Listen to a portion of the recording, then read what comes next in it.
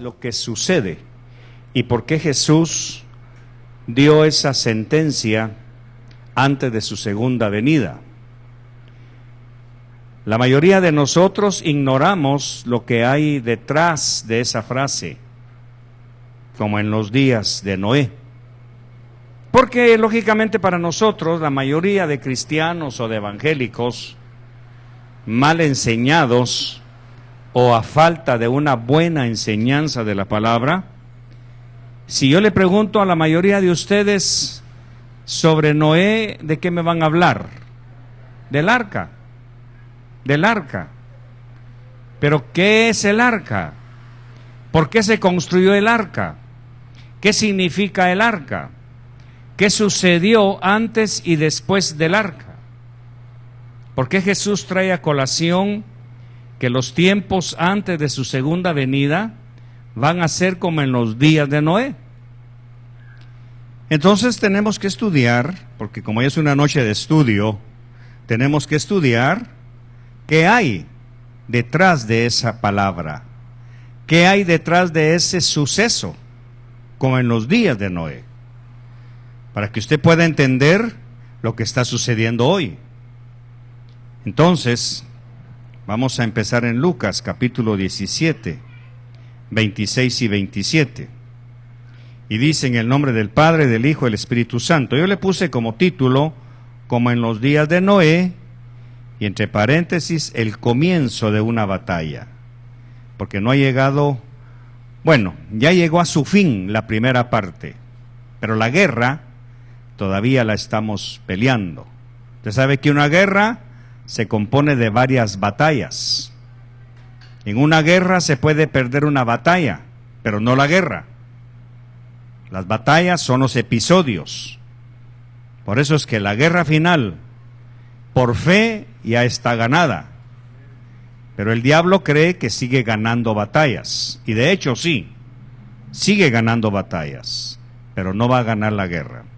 Lucas: tal como ocurrió en los días de Noé, así será también en los días del Hijo del Hombre. Los días del Hijo del Hombre. Esta frase significa cuando Jesús, antes de que Jesús venga por su iglesia. Comían, bebían, se casaban y se daban en casamiento, hasta el día en que Noé entró en el arca y vino el diluvio y los destruyó a todos. Entonces, en los días de Noé, ¿qué hacía la gente? No tenían para nada ningún interés en escuchar nada que fuera de Dios. Todo era intelecto, todo era hedonismo, todo era vicio, todo era placer. Comían, bebían, se casaban y se daban en casamiento. Había un libertinaje absoluto. Había un estilo de vida totalmente hedonista. Esa generación se habían dedicado a vivir para el placer. Se habían dedicado a vivir para sus propios gustos y habían sacado a Dios de su noticia. Y eso usted lo tiene que identificar con los tiempos actuales. Hombres buscando el poder por el poder en sí, no por lo que da el poder de ayudar, sino por el poder en sí. Hombres llenándose de cosas materiales, iglesias construyendo templos grandísimos, cuando podrían partir en 10 una iglesia y hacer iglesias pequeñas. Pero preferimos mejor tener iglesias grandes al servicio, quizá de Dios, no lo sé, no voy a juzgar eso esta noche, ni me interesa, pero masificar a la iglesia con tal de alcanzar metas personales. Y regresemos ahora a Génesis 3:15, en donde empieza la batalla. Lo que le voy a enseñar tiene que servirle a usted para poder entender a sus vecinos o poder entenderse usted mismo. ¿Qué me está pasando? ¿Por qué estoy actuando así? porque está actuando así mi hija o mi hijo. Génesis 3:15, y pondré enemistad entre ti y la mujer, y entre tu simiente, la simiente de Satanás, y su simiente, la simiente de la mujer. Él, el hijo de la simiente de la mujer, te herirá en la cabeza, y tú lo herirás en el calcañar. Esto se lo dice el Señor a Satanás después de la tentación en el huerto del Edén. No necesito entrar en tanto detalle porque quiero enseñarle todo esto en el tiempo que me queda. Así que Satanás, después de la tentación, el Señor tiene que tomar una decisión y pone a cada uno en su lugar. A Adán lo pone en un lugar, a la mujer también, y ahora le toca a Satanás. Y le dice, y pondré enemistad entre ti y la mujer, y entre la simiente de la mujer y tu simiente. El hijo de esta mujer te va a herir en la cabeza, y tú solamente le vas a lastimar el calcañar. Así que aquí tenemos ya el panorama de una sentencia que se va a empezar a desarrollar a partir de Génesis 3. En el momento en que Satanás escucha esto, empieza a observar. Hablaba con Ronald, un momento que nos tomamos un café. Empieza a observar dónde está la simiente de esta mujer. Porque Satanás no es omnisciente. Él no lo sabe todo. ¿Me está siguiendo bien? Así que no tenga pena, Satanás no conoce los planes de Dios. Él solamente sabe parcialmente las cosas, pero él no es omnisciente, ni tampoco es omnipresente, no puede estar en 2 o 3 lugares al mismo tiempo. Eso solamente Dios lo puede hacer.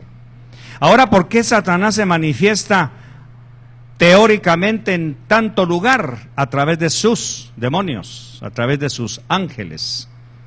No voy a usar muchas palabras como debiera, por respeto, pero ¿por qué aparentemente él es omnipresente? Porque él se hace presente a través de sus emisarios.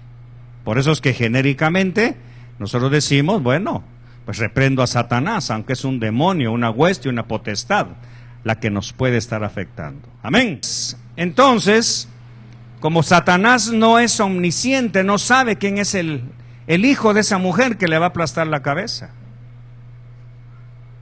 Y entonces llega un momento en que los 2 hijos, Caín y Abel, pues se van a presentar ante Dios para ofrecerle una ofrenda.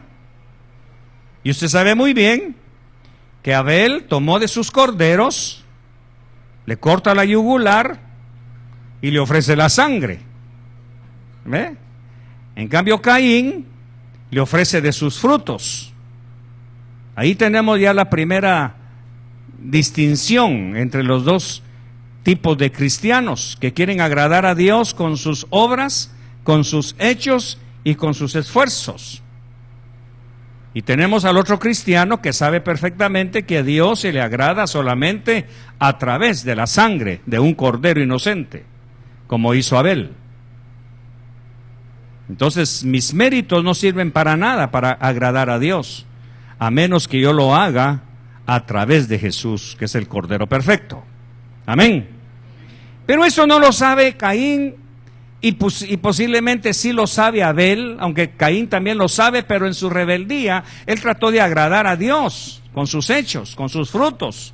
Aquí está el fruto de mi trabajo. ¿Ve? Aquí está el fruto de mi esfuerzo, te estoy sirviendo. Te estoy dando lo que a mí me ha costado. En cambio, Abel le está diciendo, te estoy dando lo que a mí no me costó nada. Yo no hice este cordero. Yo no lo crié, no lo crié, ni le di vida. Así que te estoy dando esto a través de un cordero que tú mismo hiciste. Aquí está la sangre. Entonces viene Satanás y escucha algo que Dios había aceptado a Abel. El Señor acepta el sacrificio de Abel. ¿Cómo? A través del fuego. Le consume su sacrificio. En cambio, Caín se regresa con su canasta de frutas. Y en ese momento Satanás cree que ese hombre, Abel, Él es el Mesías. Y entonces analiza, me va a aplastar la cabeza. La traducción, te herirá la cabeza, es te triturará, que no es nada bonita. Cuando ve que Dios acepta el sacrificio, la ofrenda de Abel, dice, este es el hijo, la simiente de la mujer, que me va a triturar la cabeza. Entonces, antes de que me triture la cabeza, lo mato. Incitó a Caín para matar a Abel. ¿Estamos? El primer crimen religioso de la historia. Ahí empezó una búsqueda constante, y para Satanás, ahí se terminó todo. Ahí se acabó. Resulta que no era Abel el Mesías. Dios siempre va a tener sus planes para nosotros, hermano, bien preparados. Y esta es la historia que Satanás no conoce. Él no sabe los planes que Dios tiene para usted. Sospecha, cree conocer algo. Por eso siempre va a estorbar, siempre va a estorbar. Por eso lo primero que estorba en una casa es la paz.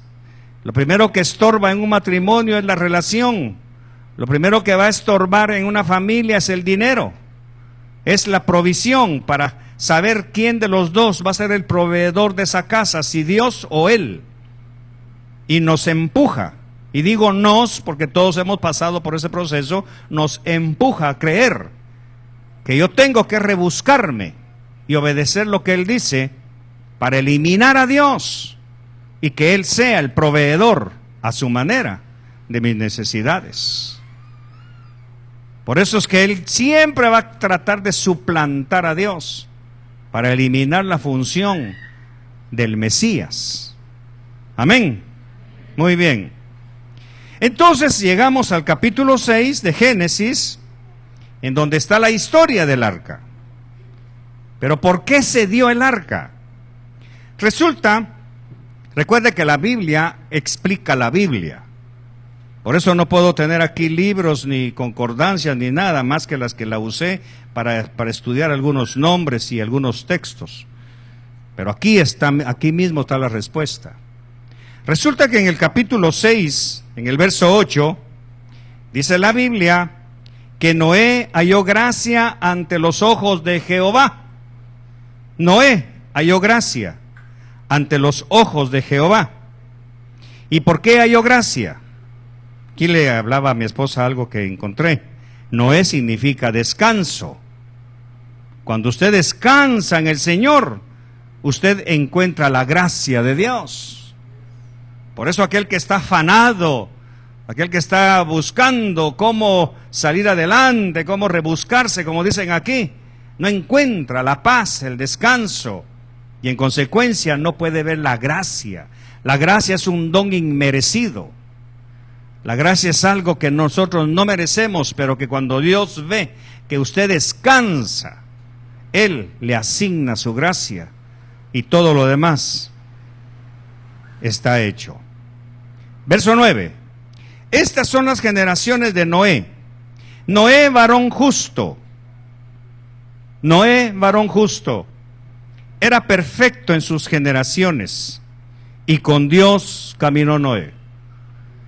Ahora aquí tenemos ya que en esta generación Noé es el único que ha estado caminando con Dios, que se ha cuidado. Entonces el único hombre que tenía una vida ejemplar en esta generación era Noé. En el capítulo 6, verso 1, dice la Biblia, capítulo 1, aconteció que cuando comenzaron los hombres a multiplicarse sobre la faz de la tierra y les nacieron hijas, que viendo los hijos de Dios que las hijas de los hombres eran hermosas, tomaron para sí mujeres, escogiendo entre todas. Aquí tenemos dos razas. Viendo los hijos de Dios que las hijas de los hombres eran hermosas. En todas las traducciones se sabe que los hijos de Dios son los ángeles. Porque nosotros, antes de Cristo, ¿qué éramos? Criaturas de Dios. ¿Estamos? ¿Qué somos después de Cristo? Hijos de Dios. Entonces Dios tiene dos clases de hijos: los creados por Él. Por eso Jesús es el unigénito, Hijo de Dios. ¿Sí? No porque fuera creado, sino porque es el unigénito. Entonces los hijos de Dios son los creados por Dios, que son los ángeles. En la Septuaginta es la única versión, la traducción al griego de la Biblia. Esta palabra no dice hijos de Dios, sino dice ángelos, que significa ángeles.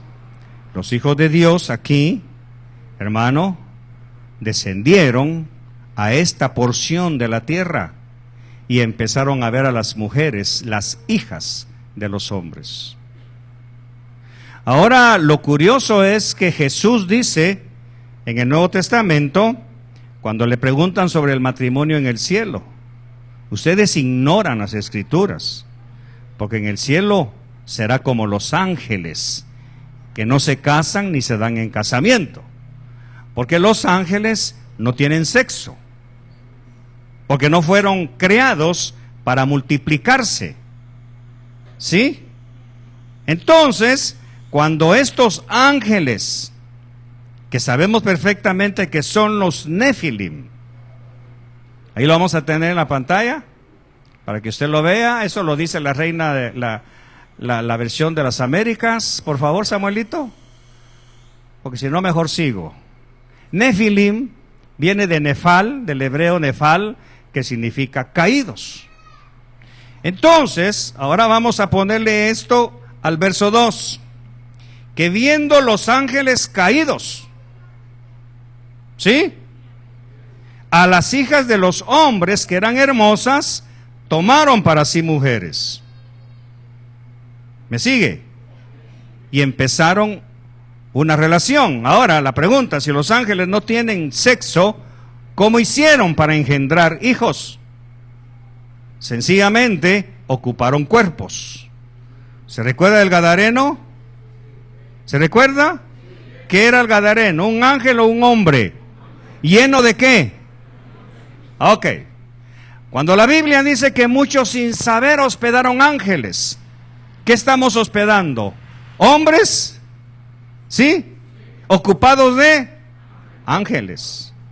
Los ángeles siempre desde la antigüedad han ocupado cuerpos porque los ángeles son espíritus. En los tiempos del patriarca Abraham se le aparecían ángeles. Venía el Señor con ángeles. En aquella ocasión que llegaron 3, dice, y 3 ángeles se acercaron a Abraham. Abraham, puesto en pie, le dijo, Señor. ¿A quién le está hablando Abraham? Si son 3, ¿por qué dice singular Señor? Porque entre los 3, uno es el Señor.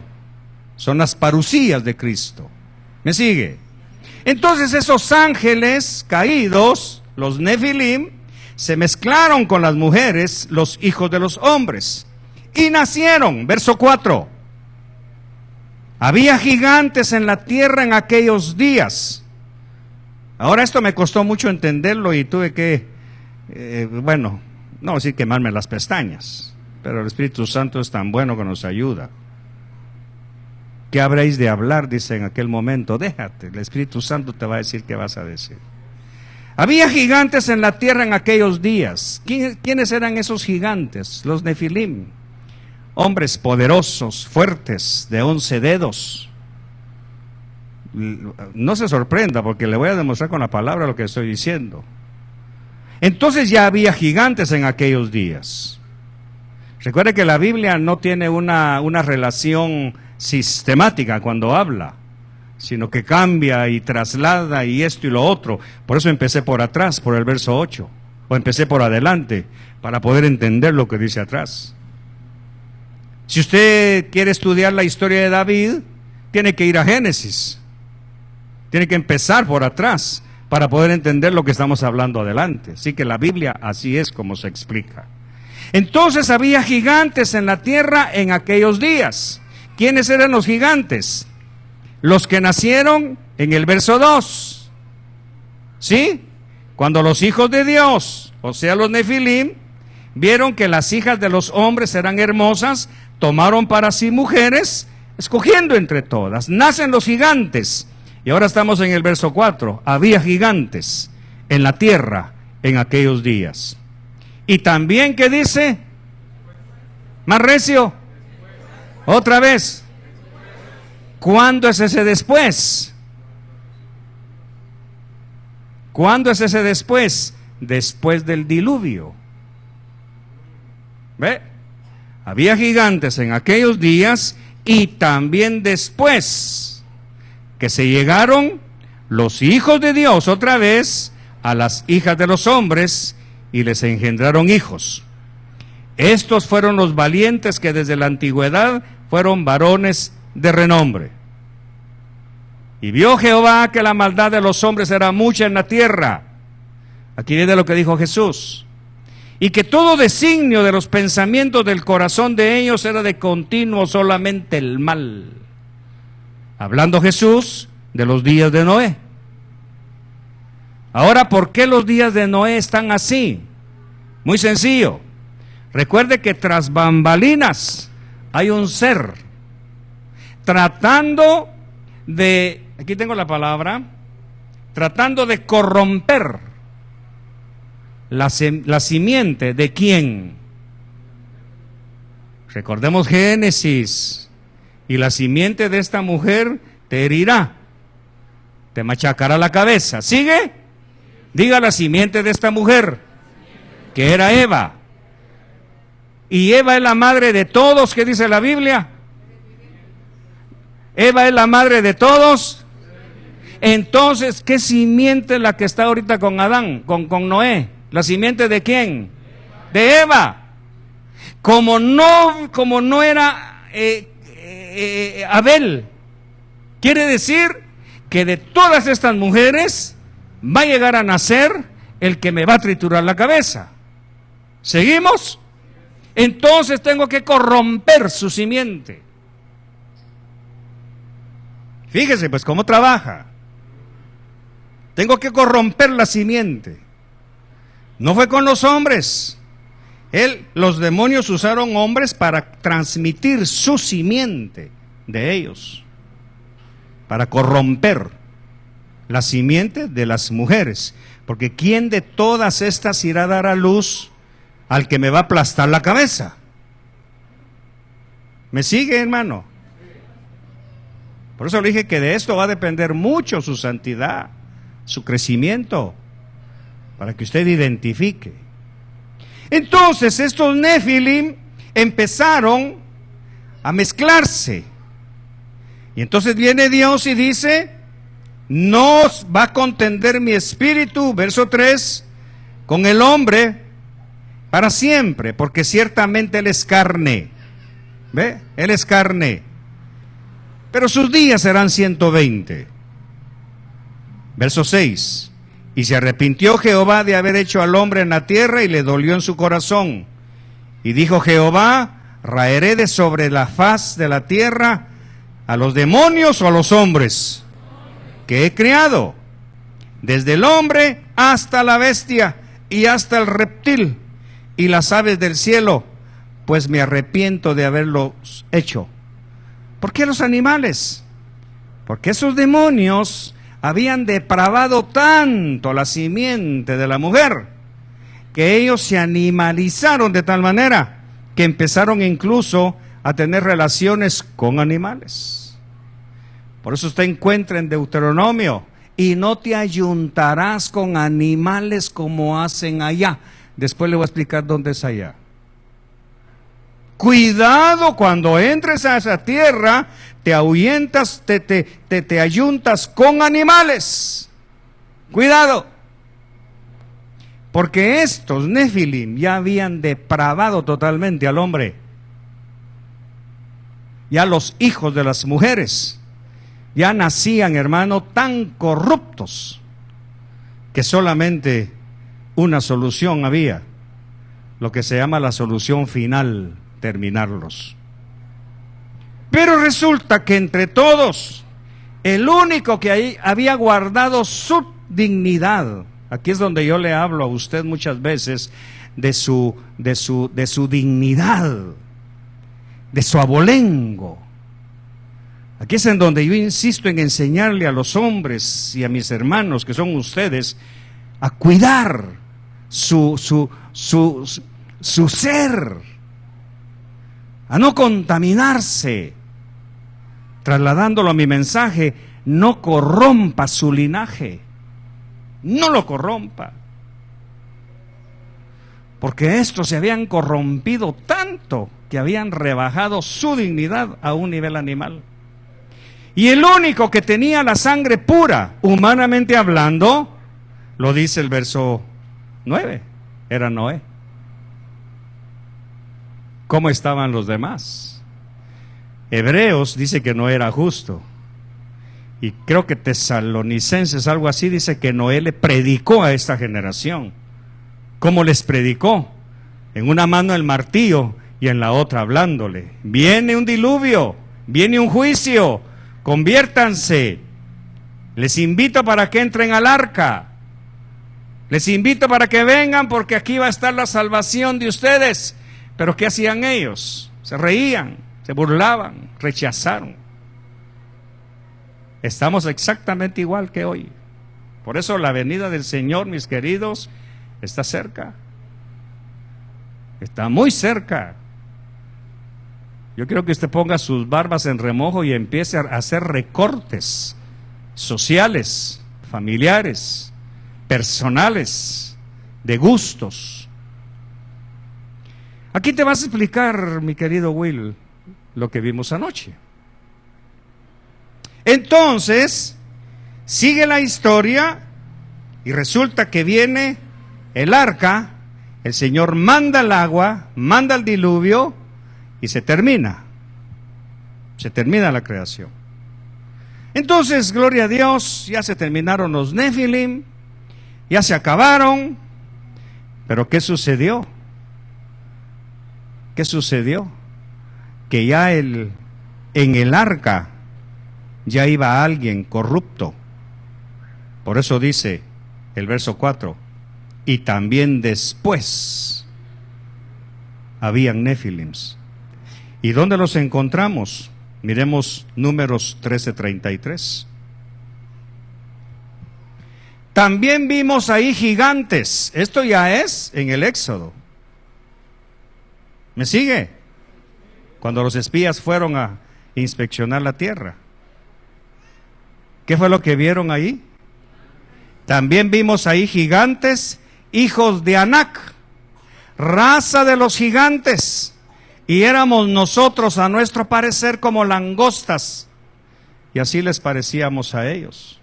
Los Nefilim, del capítulo 6, crearon por lo menos 3 razas. Los anaseos, los jebuseos y los... Ahorita le voy a decir el otro. Bueno. No, aquí está. Ahorita lo vamos a ver. Entonces, resulta que cuando los espías llegan a la tierra prometida, que es mucho después del Éxodo, o precisamente en el Éxodo, encuentran gigantes. ¿De dónde salieron? ¿De dónde salieron? Iban en el arca. Hoy la iglesia, sin saberlo nosotros, óigame, podríamos tener dentro de nosotros gigantes, Nefilims, vestidos de evangélicos. Asústese si quiere. Y pretendo eso, que usted se ponga a pensar. Solo que hoy ya no son seres gigantes, sino gigantes en orgullo, en soberbia. Se ríen de la palabra. Por eso usted ahora se explica por qué muchas veces mi esposa dice, ¿por qué esos gestos de cansancio, de rechazar la palabra? No quiero señalar a nadie con todo respeto, pero usted tiene que darse cuenta. Si usted no siente placer de estar aquí, si la alabanza, la adoración, si la palabra no le despierta sed y más anhelo y anhelo y anhelo de acercarse más a Dios, sino que para usted eso es una religión, es un aburrimiento, es un tiempo perdido, es posible que dentro de su corazón, estando en el arca, hay algún Nefilim. Hay algún Nefilim. Por eso Pablo, usted va a entender por qué Pablo dijo que en la iglesia hay dos clases de personas, los espirituales y los carnales. ¿Por qué mandó el Señor el arca? ¿Qué explicación nos da? Verso 3. Y dijo Jehová: no voy a seguir peleando con el hombre para siempre. Eso quiere decir contender. No voy a seguir peleando con el hombre para siempre, porque ciertamente él es. Dígalo recio, o no está ahí. Ayúdeme. Él es. Son los que Pablo dice, los carnales y los espirituales. ¿A cuál pertenecemos nosotros? Por eso hay pecado en la iglesia. Porque sin darnos cuenta, sin saber cómo ni quién, hay nefilims embarazando muchachas, arruinando totalmente su, ¿qué dije? Su simiente. Pierden su linaje, pierden su pureza, pierden su abolengo. Por eso, mamás, ustedes que han dado a luz esa simiente, tu obligación es cuidar que esa simiente jamás sea corrompida. El problema es que el primero en corromperlo es el propio padre, al tolerarle. Muchas veces, y lo voy a decir con toda la autoridad que estoy bajo la unción del Señor, muchas veces el Nefilim que está en su casa es el propio padre, por no disciplinar y enseñarle el respeto por la palabra y por Dios a sus hijos. Ese niño esa simiente ya viene corrompida. Desde la cuna, cuando lo hacen su Dios, cuando lo hacen el rey de la casa. Eso es lo que estamos viendo aquí. En el arca entonces ya iba la simiente de la mujer. Sale Noé, salen sus hijos y salen sus nueras. Y sin saberlo, una de ellas ya llevaba la simiente de Satanás ahí. Y entonces pasa el arca, pasa el diluvio y llegamos a Éxodo. Ahora, ¿qué hizo Satanás? Óigalo pues. Satanás sabía que un día el Señor iba a levantar a un pueblo para atacarlo a él, y que ese pueblo iba a llegar a una tierra prometida. Él oyó cuando le dijo a Abraham: esa tierra, Abraham, te la daré a ti y a tu descendencia. Aquí está, dijo Satanás. Cuando este pueblo que está en el desierto entre, les vamos a dar la bienvenida a todas las muchachas que lleguen. ¿Y quiénes habitaron? Ahora sí, ¿quiénes habitaron la tierra de Canaán antes de que entrara Israel? Cananeos, jebuseos, fereceos, heteos y los hijos de Anac, que ya habían creado esas razas. Ahora aquí tenemos que venirnos. El problema, mis querida hermana, es que si usted sigue trabajando y abandonando a sus hijos a su suerte, cuando ellos salgan a la tierra prometida, se van a encontrar con Anac, con jebuseos, fereceos, y no van a poder guardar su linaje, por más que su papá esté sirviendo a Dios. Por eso es que se insiste, por lo menos aquí en Visión de Fe, que las madres, que son las que dan a luz a la simiente, sepan perfectamente qué es lo que Dios les ha dado y les ha puesto a cuidar. Lamentablemente, muchas de las simientes a través de las madres ya vienen con la corrupción de que esa niña estudie para ser artista, para ser bailarina, para ser arquitecta, para ser doctora, para ser todo, menos madre con linaje puro, para seguir la descendencia del Mesías. Están tan ocupadas atendiendo una escuela, dándose gusto y descuidando el linaje y la sangre de sus hijos, para que Dios se manifieste a través de ellos. De manera que cuando salen a Canaán, son absorbidas. ¿Cuántas tribus perdieron su linaje en Canaán? 10.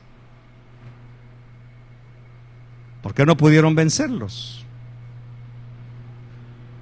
Ahora quiero preguntarle, ¿cuánta cantidad de ángeles se trajo Satanás a la tierra que los convirtió en sus agentes? La tercera parte. Una tercera parte. Con eso es suficiente para que Satanás corrompiera. Le voy a dar esta cita para que usted vaya viendo, Deuteronomio 3:11. Porque únicamente Og, rey de Basán, había quedado del resto de los gigantes. Mire el tamañito de esos gigantes. Su cama, una cama de hierro, no está en Rabá de los hijos de Amón. La longitud de ella es de 9 codos, o sea 9 metros, y su anchura de 4 codos, o sea 4 metros de ancho, según el codo de un hombre del Jordán. Esto, estamos hablando de Deuteronomio, donde se dio la segunda ley en el desierto. Dice que únicamente Og, rey de Basán. Quiere decir que estos demonios se habían ocupado tanto poder que ya están en los gobiernos del mundo. ¿Me sigue a dónde voy a llegar entonces? ¿Por quién estamos siendo gobernados en los días de la segunda venida de Cristo? Dígamelo. Por Nefilim, hermano. ¿Cómo pretendemos que ellos nos ayuden? Es que el gobierno me tiene que dar. No, chulito, el gobierno está ocupado. Con todo respeto. Es que en el Congreso no, mis queridos. Ahora bien, ¿cómo iba a ser Dios para parar a estos? Porque estos estaban llenando la tierra. Recuerde que antes del diluvio ya la habían llenado. Toda esa generación estaba pervertida, solo Noé. Ahora viene Dios y levanta a alguien para empezar a pararlos. ¿A quién levantó? A Israel. A Israel. Y entonces manda a Israel a la tierra prometida. Ahí habitan, dijo el Señor. Él mismo se los dijo. Ahí habitan los anaseos, los hijos de Anac, que ellos ya sabían que eran gigantes, los gigantes de la antigüedad. Ahora, ¿por qué nos manda el Señor a esa tierra? Para que los venzan. Entonces, por ahí usted encuentra cuando dice, y cuando ganes victorias, nunca digas que fue por tu brazo, sino fue por mi poder. Fue porque yo he prometido pelear contigo y estaré contigo. ¿Qué encontró David, hermano, ya en la época de jueces? ¿Qué encontró? ¿De dónde sale ese gigante?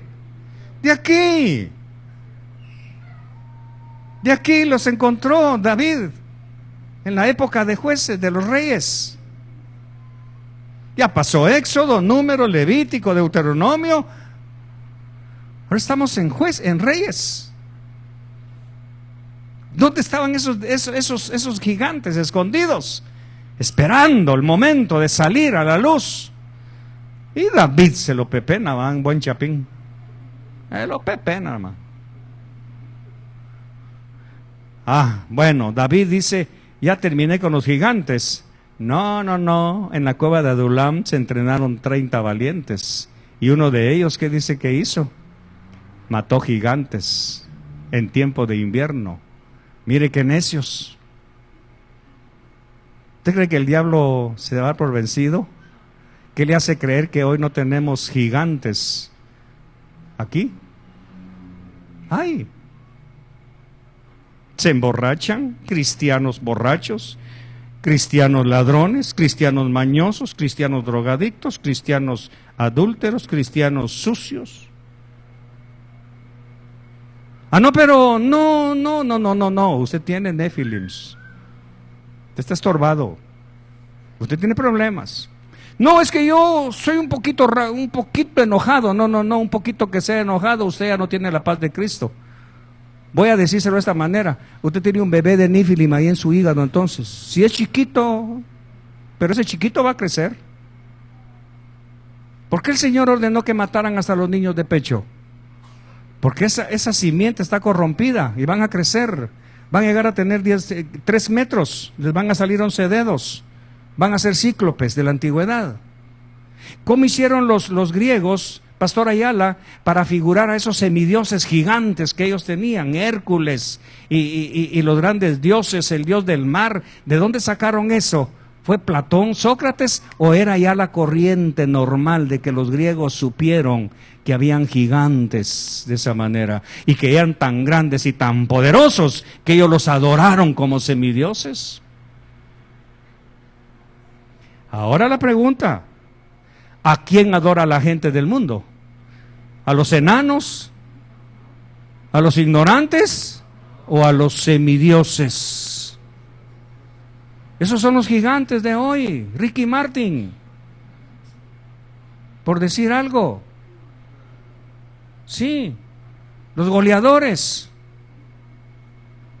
los que juegan campeonatos de fútbol, esos son los gigantes. Pagan cantidades extremas de dinero, dejan sin leche su casa con tal de ir a ver a un gigante de esos. Cristianos que van con la Biblia bajo el brazo porque después del partido se van a la iglesia, adorando ídolos. Esos son los gigantes de hoy. Entonces la iglesia, lamentablemente, entra dentro de las 12 tribus de Israel, de las cuales 10 fueron absorbidas y corrompieron su linaje.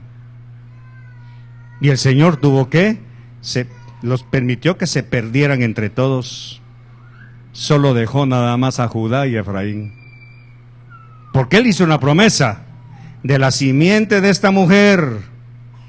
Entonces Satanás no se da cuenta que Israel fue enviado para acabar con sus huestes. Pero estas tribus no pudieron acabarlos. ¿Sí? Entonces, para cortar ya el tiempo, tengo mucho más que enseñarle, pero lo voy a cortar, siento del Señor dejarlo ahí. El Señor levanta a otra mujer. Levanta a otra mujer. Para que la simiente de esta otra mujer sí acabe con esos nefilim. ¿Quién es esa mujer? La iglesia. Tristemente, esta otra mujer, ¿qué está haciendo, hermano? Ahora aquí le voy a tocar puntos específicos. ¿Perdón? Le voy a tocar una llaga. Esta niña, si ustedes lo permiten, los nefilim la van a buscar para corromperla. Lo van a buscar para corromperlo. No diga renuncio, mejor póngase el cincho en la mano. Solo renuncio no lo va a salvar. Porque esa niña, si ustedes lo permiten, va a usar minifalda, va a enseñar su cuerpo y va a terminar en promiscuidad sexual. Sexual. Porque los demonios se van a seguir vistiendo de hombres para seguir engendrando nefilims, para seguir corrompiendo la sangre de los futuros vencedores del reino de Dios. Por eso es que aquí se les enseña Cualquiera puede hacer cualquier cosa, pero no ustedes, mis queridos, porque ustedes van a ser los padres de la siguiente generación que va a esperar la venida, y no esperar, a recibir a Jesús en las nubes.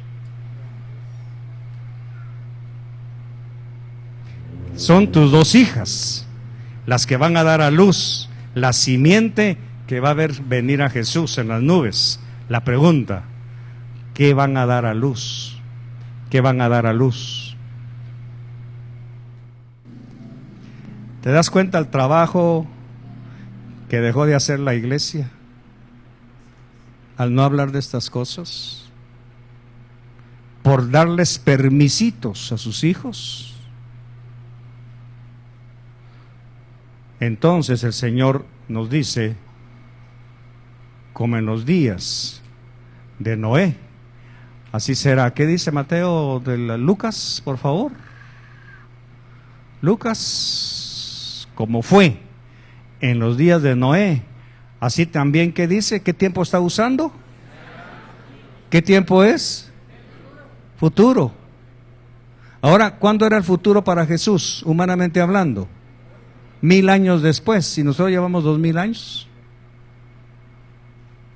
Ese será, es hoy. Que estamos viendo cristianas compartiendo su cuerpo con demonios, corrompiendo totalmente su linaje.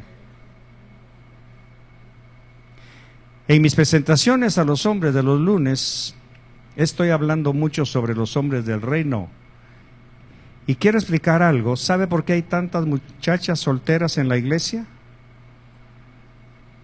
No les he preguntado a ellas, pero yo les voy a dar la respuesta.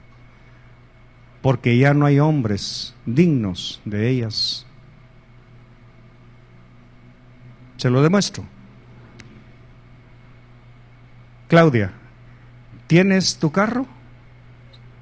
¿Vas a comprar tu casa en cuanto puedas? Sí. ¿Ya tienes tus muebles? ¿Los vas a tener? Sí. Imagínese que se casa con un Nefilim.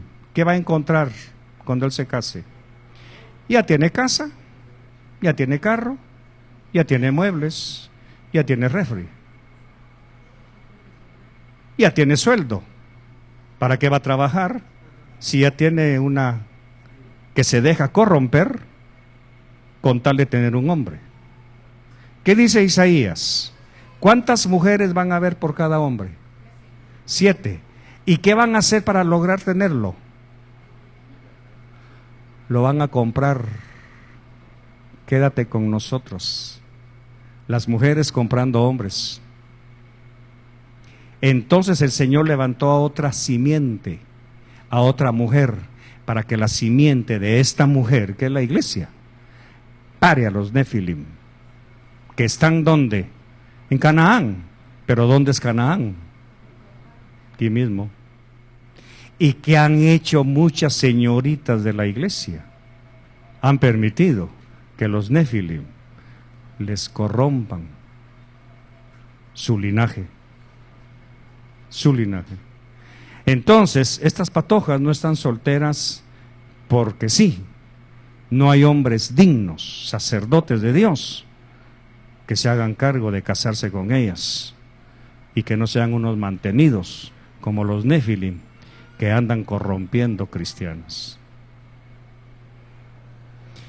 Eso quiere decir, mi querida pastora, que cuando su hija se gradúe, ¿con quién se va a casar? Piénselo. ¿Irá a encontrar un hombre de Dios o uno de los que tantos hay en la actualidad? ¿Con quién se van a casar tus hijas? ¿Con quién se va a casar Gaby? A menos que ella guarde su linaje, Dios le tendrá reservado un Noé. Porque hoy el pueblo de Israel no aceptó el reto. Ahora somos nosotros los que tenemos que ir contra la corriente de los Nefilim. Lamentablemente, y aquí termino, los Nefilim ya entraron a la iglesia. Amén.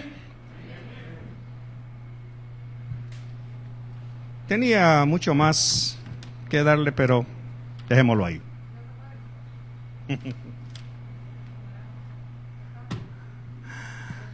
El otro jueves, vamos a ver si el otro jueves se los da.